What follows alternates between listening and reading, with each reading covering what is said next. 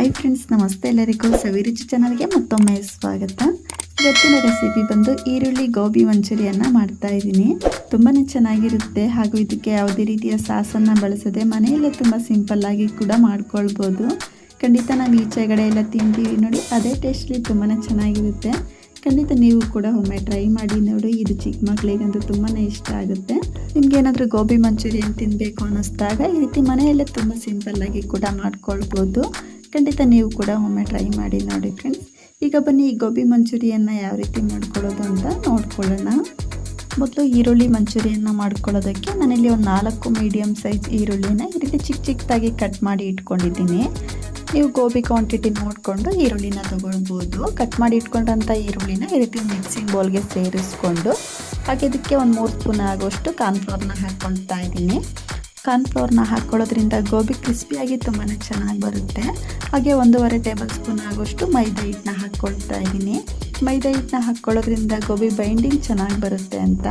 ಹಾಗೆ ಒಂದು ಅರ್ಧ ಟೇಬಲ್ ಸ್ಪೂನ್ ಆಗೋಷ್ಟು ಶುಂಠಿ ಬೆಳ್ಳುಳ್ಳಿ ಪೇಸ್ಟ್ನ ಸೇರಿಸ್ಕೊಂಡು ಹಾಗೆ ಒಂದು 1/4 ಟೇಬಲ್ ಸ್ಪೂನ್ ಆಗೋಷ್ಟು ಖಾರದ ಪುಡಿನ ಹಾಕ್ಕೊಳ್ತಾ ಇದ್ದೀನಿ. ಹಾಗೆ ರುಚಿಗೆ ತಕ್ಕಷ್ಟು ಉಪ್ಪನ್ನ ಸೇರಿಸ್ಕೊಂಡು ಇದನ್ನ ಕಂಪ್ಲೀಟಾಗಿ ಮಿಕ್ಸ್ ಮಾಡ್ಕೊಳ್ಳೋಣ.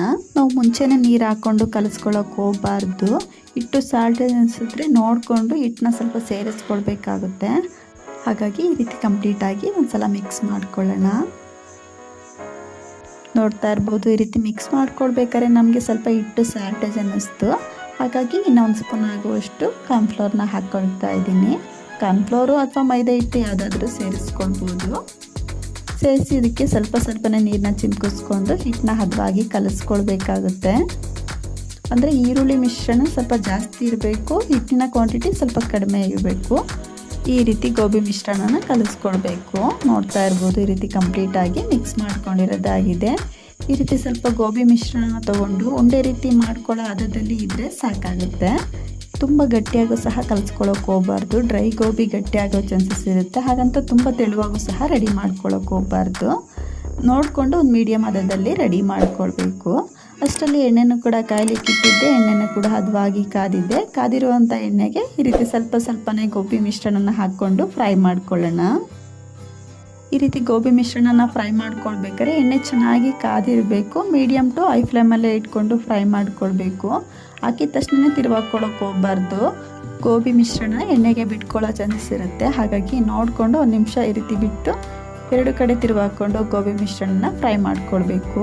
ನಾವು ಗೋಬಿ ಮಿಶ್ರಣನ ಹಾಕ್ಕೊಂಡಿದ್ದ ತಕ್ಷಣ ಸ್ವಲ್ಪ ಒಂದಕ್ಕೊಂದು ಅಂಟ್ಕೊಳ್ಳೋ ಥರ ಆಗುತ್ತೆ. ಆದರೆ ಫ್ರೈ ಆದಮೇಲೆ ಈ ರೀತಿ ಬಿಡಿಯಾಗಿ ತುಂಬಾ ಚೆನ್ನಾಗಿ ಬರುತ್ತೆ.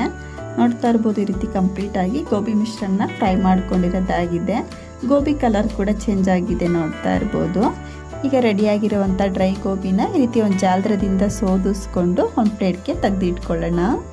ನೀವು ಫ್ರೈ ಮಾಡ್ಕೊಳ್ಬೇಕಾದ್ರೆ ನಿಮಗೆ ಗೊತ್ತಾಗುತ್ತೆ ಗೋಬಿ ಕ್ರಿಸ್ಪಿಯಾಗಿ ಬಂದಿದೆ ಅಂತ. ಸ್ವಲ್ಪ ಈ ರೀತಿ ಕಲರ್ ಚೇಂಜ್ ಆದಮೇಲೆ ಈ ರೀತಿ ಒಂದು ಪ್ಲೇಟ್ಗೆ ತೆಗೆದಿಟ್ಕೊಳ್ಳೋಣ. ಇದೇ ರೀತಿ ಕಂಪ್ಲೀಟಾಗಿ ಗೋಬಿ ಮಿಶ್ರಣನ ಎಣ್ಣೆಲೆ ಹಾಕ್ಕೊಂಡು ಫ್ರೈ ಮಾಡಿಕೊಂಡ್ರೆ ಆಯಿತು. ಈ ಗೋಬಿ ಮಿಶ್ರಣನ ಹಾಕ್ಕೊಳ್ಬೇಕಾದ್ರೆ ಊರಿನ ಪೂರ್ತಿ ಮೀಡಿಯಮ್ ಟು ಹೈ ಫ್ಲೇಮಲ್ಲೇ ಇಟ್ಕೊಂಡು ಫ್ರೈ ಮಾಡ್ಕೊಳ್ಬೇಕು. ಹಾಕಿದ ತಕ್ಷಣ ಮಿಕ್ಸ್ ಮಾಡ್ಕೊಳ್ಳೋಕೆ ಹೋಗಬಾರ್ದು.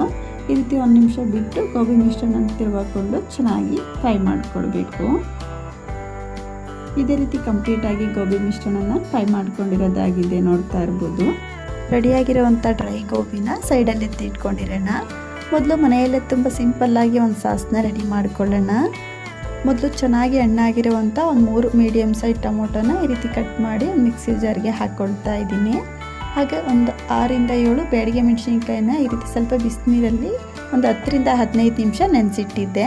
ಈ ರೀತಿ ನಾವು ಬ್ಯಾಡಗಿ ಮೆಣಸಿನ್ಕಾಯಿನ ನೆನೆಸಿ ಹಾಕ್ಕೊಳ್ಳೋದ್ರಿಂದ ರುಬ್ಲಿಕ್ಕೆ ಈಸಿ ಆಗುತ್ತೆ ಅಂತ. ಹಾಗೆ ಕಲರ್ ಕೂಡ ತುಂಬಾ ಚೆನ್ನಾಗಿ ಬರುತ್ತೆ. ಹಾಗೆ ಒಂದು 2 ಸ್ಪೂನ್ ಆಗೋಷ್ಟು ಸಕ್ಕರೆನ ಹಾಕ್ಕೊಳ್ತಾ ಇದ್ದೀನಿ. ಸಾಸಂದಮೇಲೆ ಸ್ವಲ್ಪ ಸಕ್ಕರೆ ಹಾಕ್ಕೊಂಡ್ರೆ ಚೆನ್ನಾಗಿರುತ್ತೆ. ಹಾಗಾಗಿ ಸೇರಿಸಿ ನೀರೇನೋ ಹಾಕ್ಕೊಳ್ದಲ್ಲೇ ಇದನ್ನ ನೈಸಾಗಿ ರುಬ್ಕೊಂಡು ಬರೋಣ. ನೋಡ್ತಾ ಇರ್ಬೋದು, ಈ ರೀತಿ ಕಂಪ್ಲೀಟಾಗಿ ನೈಸಾಗಿ ರುಬ್ಕೊಂಡಿರೋದಾಗಿದೆ.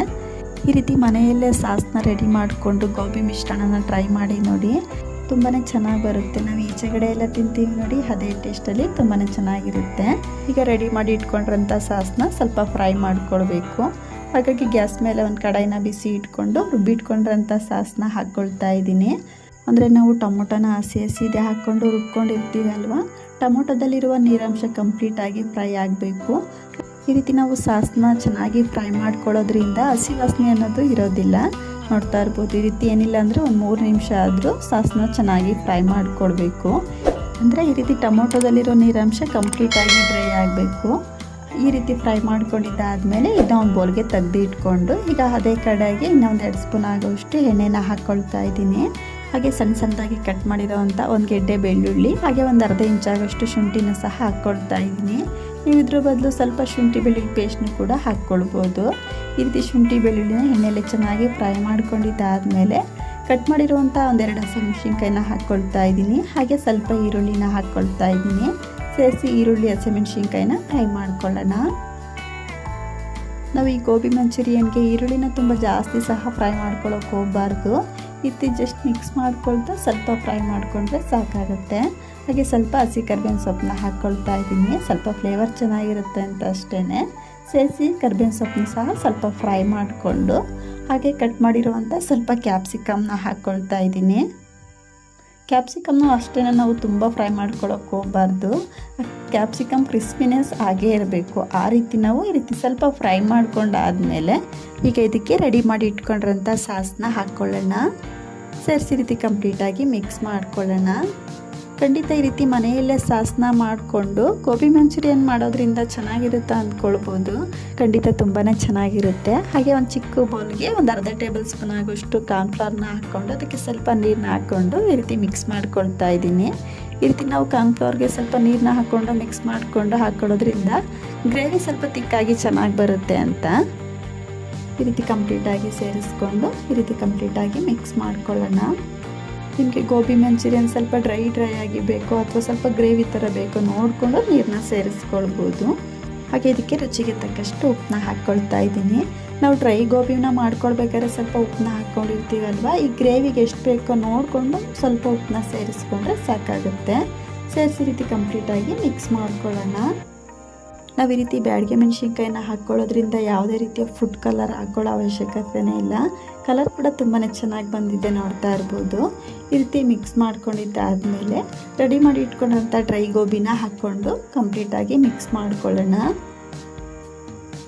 ನಾವು ಡ್ರೈ ಗೋಬಿನ ಹಾಕ್ಕೊಂಡಿದ್ದ ತಕ್ಷಣ ತುಂಬ ಹೊತ್ತು ಫ್ರೈ ಮಾಡ್ಕೊಳ್ಳೋಕೆ ಹೋಗಬಾರ್ದು. ಈ ರೀತಿ ಜಸ್ಟ್ ಮಿಕ್ಸ್ ಮಾಡಿಕೊಂಡು ಗ್ಯಾಸ್ನ ಆಫ್ ಮಾಡಿಕೊಂಡ್ರೆ ಸಾಕಾಗುತ್ತೆ.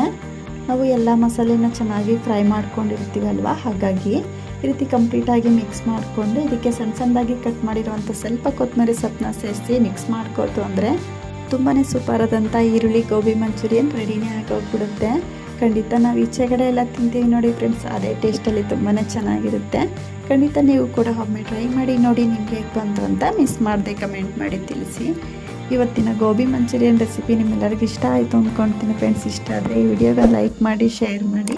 ಹಾಗೂ ಇನ್ನಷ್ಟು ಈಸಿ ರೆಸಿಪಿಗಾಗಿ ಸವಿರುಚಿ ಚಾನಲ್ ಸಬ್ಸ್ಕ್ರೈಬ್ ಮಾಡ್ಕೊಂಡು ಕೂಡ ನೋಡಿ. ಪಕ್ಕದಲ್ಲೇ ಇರುವಂಥ ಬೆಲ್ ಬಟನ್ನು ಕೂಡ ಕ್ಲಿಕ್ ಮಾಡ್ಕೊಳ್ಳಿ. Thank you.